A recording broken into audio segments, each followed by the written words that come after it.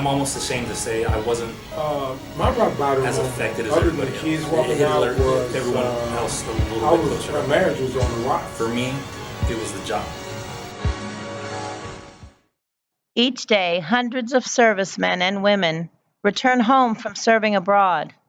They come back changed individuals and begin the process of overcoming the challenges of everyday life after war.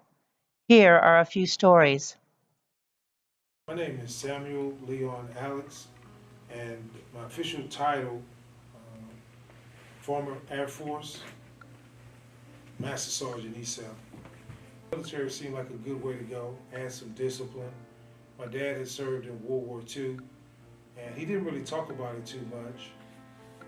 But I felt it would be a great opportunity to change my life. You know, the discipline that it would add, and also an opportunity to go to school and things like that.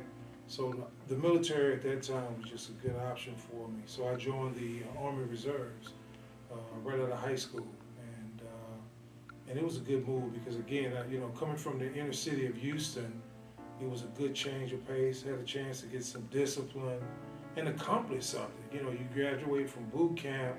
That's a great feeling.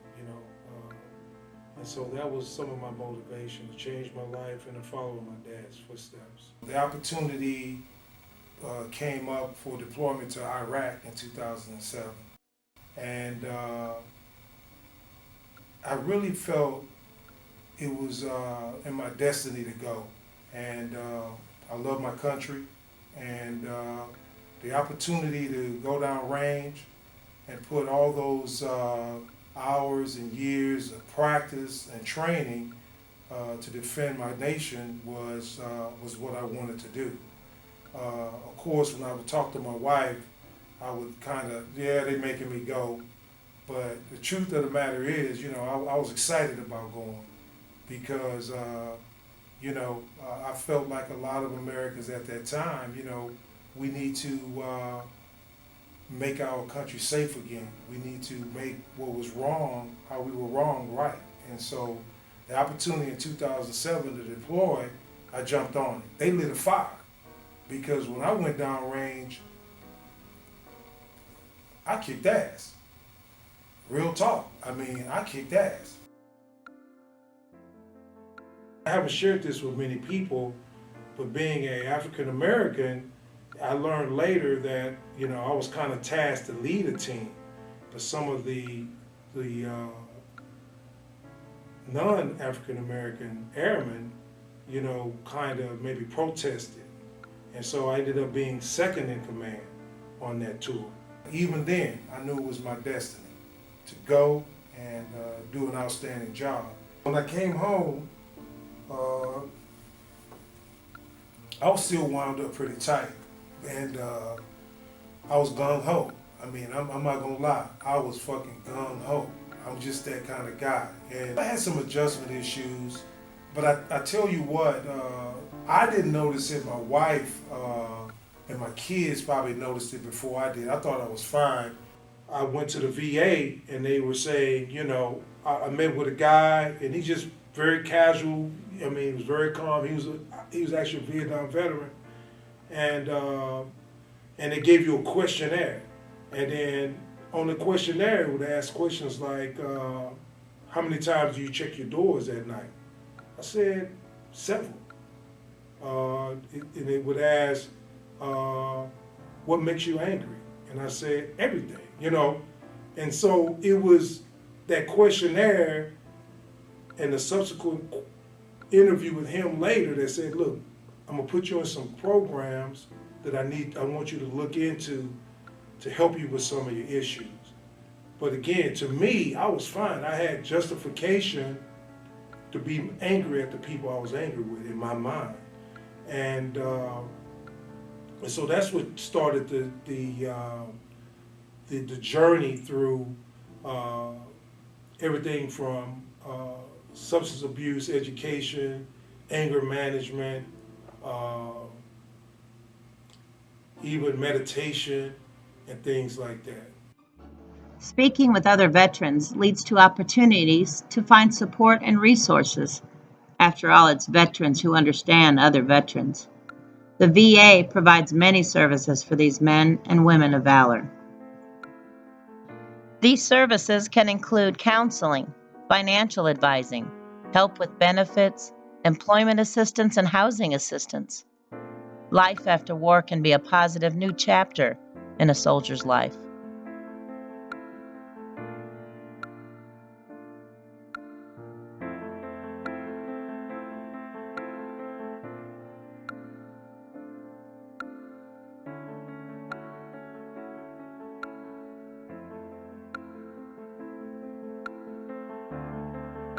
My name is Juan Manuel Hernandez Jr. I go by Jay. My birthday is on October 26, 1980, and I was born right here in Pasadena, Texas.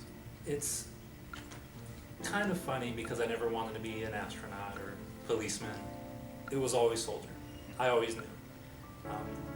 I had a few family members and uncles and a couple of grandparents that served Marines and Army. I traced it back all the way to World War I, where I had a family member who was gassed in the French front. So I always knew I wanted to be a soldier. I think when I write my freshman year of high school, when you're supposed to be getting ready for college, you want to take things a little seriously, or you're getting into the football teams or any sports or extracurricular activities, but that's when I knew, like, I need to go, I want to go. And it was a little strange because my father, he worked at the chemical plants, and he's still there and he did very well. So I had the opportunity to have things handed to me and given to me. But I didn't want that. I wanted my own things, and I wanted to start on my own. Become a man, so to speak, on my own. I enlisted in the delayed entry program at 17, and I had to wait until I graduated at 18.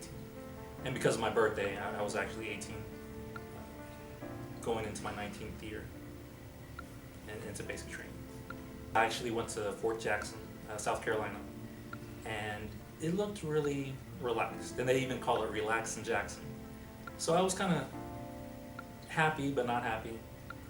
But in August '99, when I enlisted, there was actually an influx of soldiers to Relaxin' Jackson. So they sent some of the males down to Fort Benning, Georgia, which was home of the infantry, and I really got my wake-up call right there. It wasn't relaxing anymore. Soon after 9/11, I was actually stationed in Fort Stewart, Georgia then, and watched it all on TV, and we did the alert, and then we knew. It was like something's gonna happen. It was, I'm almost ashamed to say I wasn't as affected as everybody else. It hit everyone else a little bit closer to home. For me, it was the job. At the end of the day, that's what I knew the Army was for. That's what you do. You deploy, you go to war. And to me, that's when I finally realized I'm going to do my job. I'm gonna do it. And this is what I've trained for. This is what, the culmination of everything I did up to that point. That's what I knew. And that's what, I had no issue with it. Every veteran has their own story when they come home from war.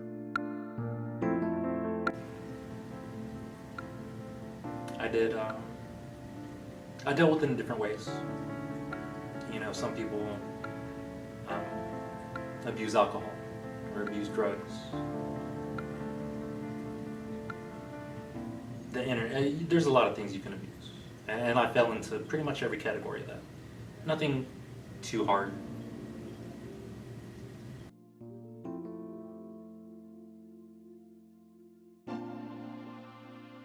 It's tough. As hypersensitive as I am now, I have to realize, that wasn't a gunshot. That was somebody dropping a book. Or downstairs at the gym, that's just somebody dropping weights. And of course the paranoia, I have to tell myself, no Jay, no one's following you. You can go straight home. Or since we're so close to Edmonton Field, we get that aviation unit that flies their helicopters a lot. Puts me back there quite a bit. The air show, that's an interesting time. So yeah, I just have to constantly remind myself. You're here, you're home, you're fine. Almost on a daily basis.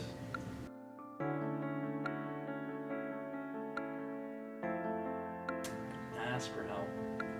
It's, you know, I never thought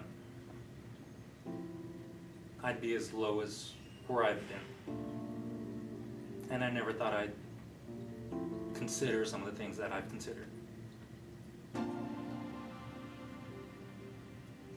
gotta ask for help. It's there. There's amazing people that, you know, at the end of the day, they care. You just gotta ask. Many organizations are available for veterans to help with suicidal thoughts or mental stress. Because when it comes to suicide for our veterans, even one is one too many. When veterans get the help and the support they need, they become advocates for the next returning veteran.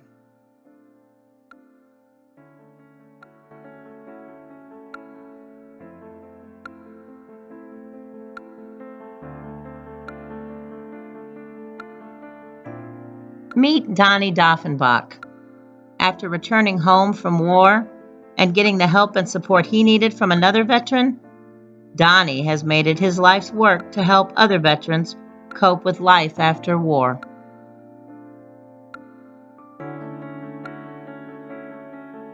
My name is Donnie Doffenbach. I was born in Des Moines, Iowa, and I'm pretty normal, I guess, as far as being a kid goes. Got into trouble. Used to ride our bikes and just be out sun up to sundown. Got into trouble. Never got arrested or anything as a kid, or even still, but just typical kid stuff. I'm one of 6. I have 5 other brothers and sisters, and I have 4 other half-brothers, same dad, different mom. And now I live in Texas, in Lake City, where I've lived for 6 years with my family. So my family consists of my wife and I, and I've got a 13-year-old daughter and an 8-year-old son. Like I said, my childhood was pretty bad. My mom ran around with some pretty bad people. We've had people almost killed over drug deals gone bad in our front yard. Taped off sections for fingers from a deal that had gone bad, and the lady had her hand chopped off with a meat cleaver. We often lived in houses only because my mom was basically a plaything for the drug dealers that owned the houses, and saw people shooting up at very young ages and doing all sorts of bad things. I think in high school is when I first learned about ROTC and some of the military principles and values that it instills in someone. And I'd say about my junior year is when I knew that I was going to join the military. Of course, I always thought it would be the Army. I was in Army ROTC. I had an older brother that was in the Army. And funny enough, we were doing an Army JROTC color guard, and I saw real Marines wearing dress blues at a similar event. It was some sort of a community event. And I'd seen Marines before, but it was the first time I noticed the color in the uniform and the sharp edges and just the crispness of their movements and kind of the confidence in their walk and just their demeanor. And I said, okay, Army stuff is over. I'm going to be a Marine. So I didn't take ROTC my senior year, and I enlisted prior to my senior year being over. That was that. That was in 1999 when I had enlisted, and then I graduated in 99, and I got out of finished school in May of 1999, and I was off to boot camp in now August. So I knew midway through my junior year that I was going to be a Marine. Marine Corps boot camp was hard, and it was one of the hardest things I've ever done. Looking at some of the alternatives that I had, quitting really wasn't an option. I wanted to quit. God knows I wanted to quit. What they say about joining the Marine Corps and them kind of stripping you down to the core so that they can build you back up for the Marine Corps, that was it. And it was tough. There's a reason the Marines have the fewest number of military members, because it's the hardest to get into and it's the hardest to accomplish the training. So I was in the reserves. Actually, I was a commercial carpenter, and I was working on a construction project with a very close friend of mine on September 11th.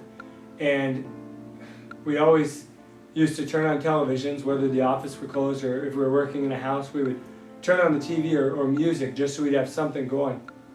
And we saw the news, you know, that the first plane had crashed, and my buddy stopped me and said, hey, you know, look at what's going on the television.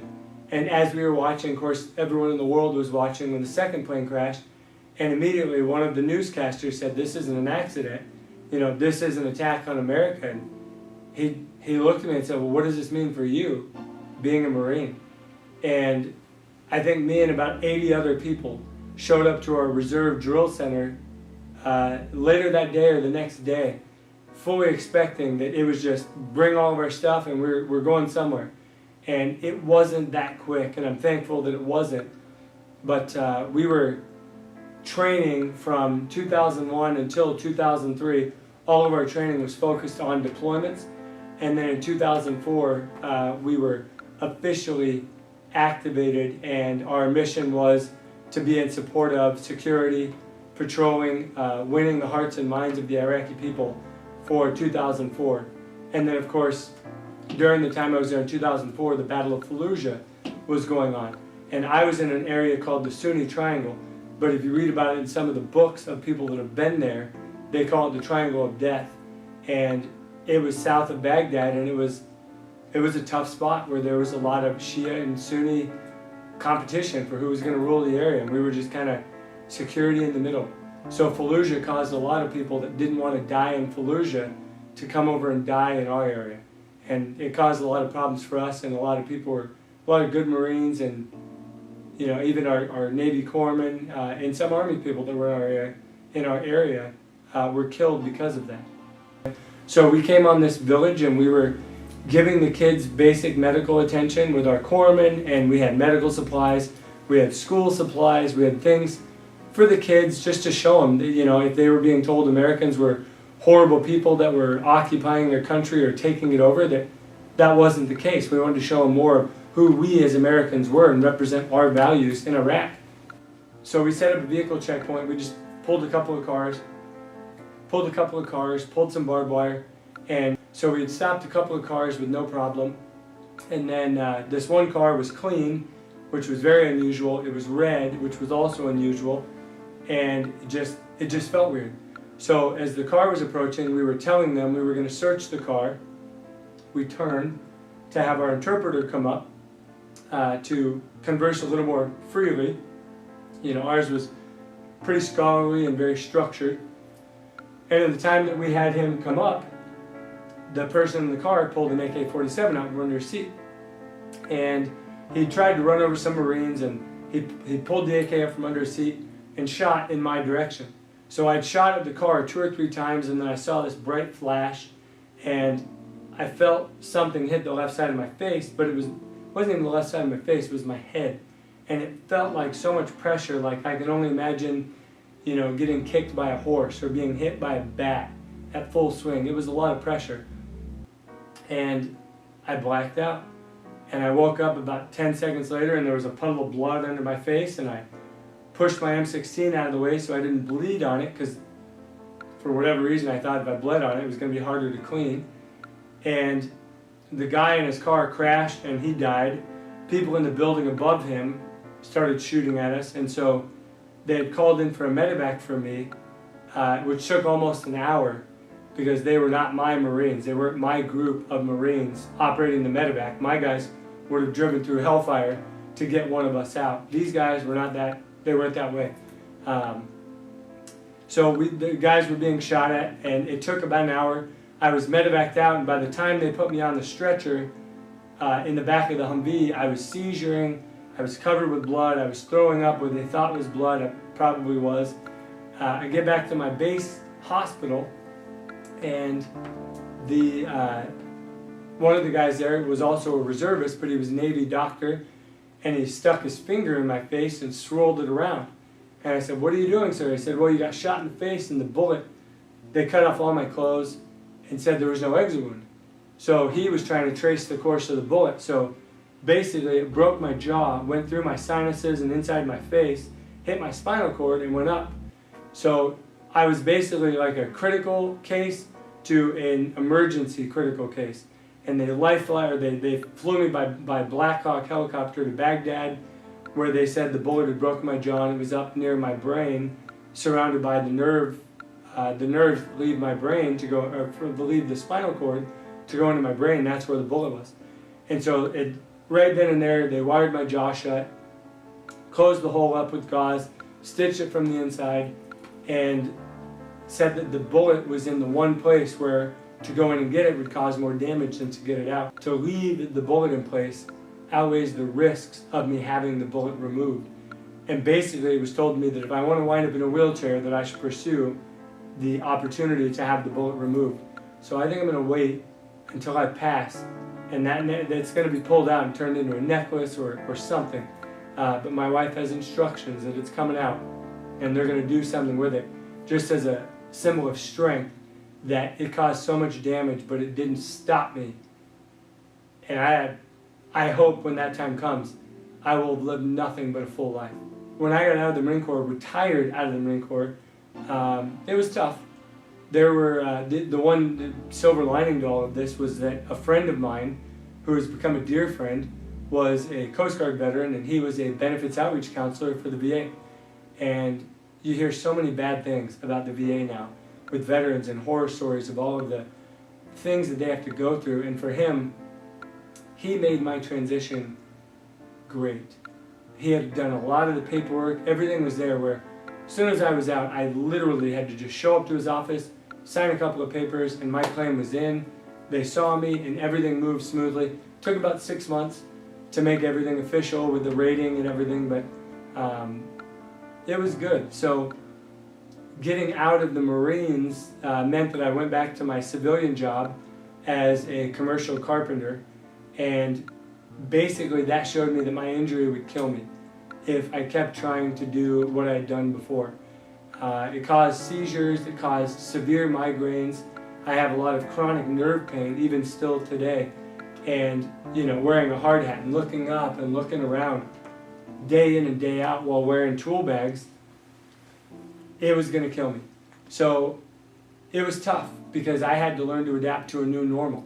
And my new normal was that I wasn't as unconditionally tough as I thought I was. So a friend of mine from high school actually introduced me several repeated attempts to show me and to show my family. At the time my daughter was just 2, and to show my wife and I, a young family, appreciation for my injuries and my sacrifice. And I wasn't receptive to that at first. So then I went to an event with him, and the light bulb went on. And I knew, not only did I appreciate it, but I loved seeing how the other veterans that were there that were wounded, that were going through some of the same stuff, to see how they received the experience. And I knew that I wanted to give that to other people. So I started volunteering for a nonprofit that helped wounded veterans. And then I saw that they wanted, they were needing funds to provide some of these crucial services to veteran families, so I did a fundraiser. Raised almost $26,000 with very little expense. That was kind of my shoe-in to the organization, and they said, hey, we want you to do more of this. And that was 7 years ago. So I became a national spokesperson. I'm from a volunteer to a spokesperson, to a national spokesperson, to a regional vice president with a certain area assigned to me, to now I'm the vice president of everything that we do for the field, which is continental United States, from Oregon to California to Maine to Florida. Any events that we do, outreach, veteran outreach, working with case managers, helping with emergency financial aid, advocacy, which has become a big thing. I love it all, and we get to do it all. And my wife has since come on with the same passion and works in a separate program that allows veterans to work from home, where a lot of them would have no income outside of their disability compensation. And we're not a welfare case.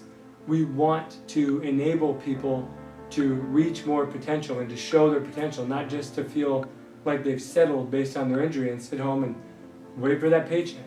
So we get to help encourage them to make other choices to not only improve their quality of life, but to set a better example in their communities and for their families. So the one thing that I want you and anyone that sees this to take away from is that for me, my injury was one of the worst things that ever happened in my life.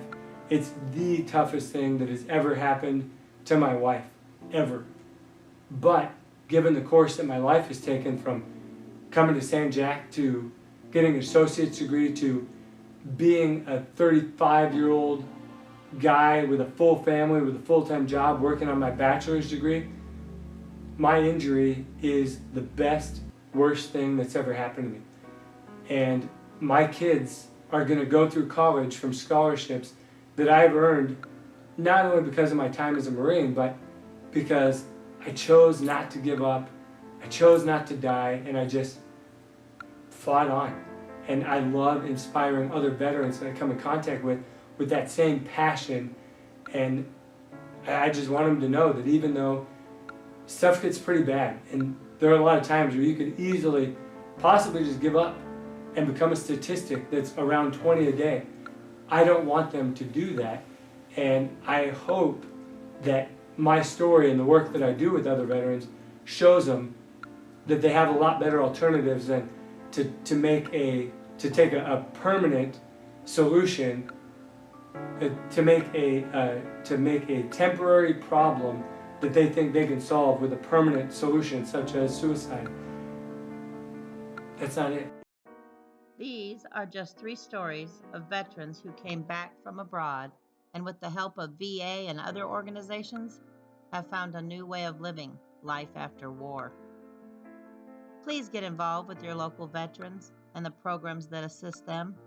Get on Facebook, get on Twitter, get on any social media. Most importantly, get involved. These veterans have made the selfless decision to put their lives on the line for America's safety and security. It's now America's turn to help them.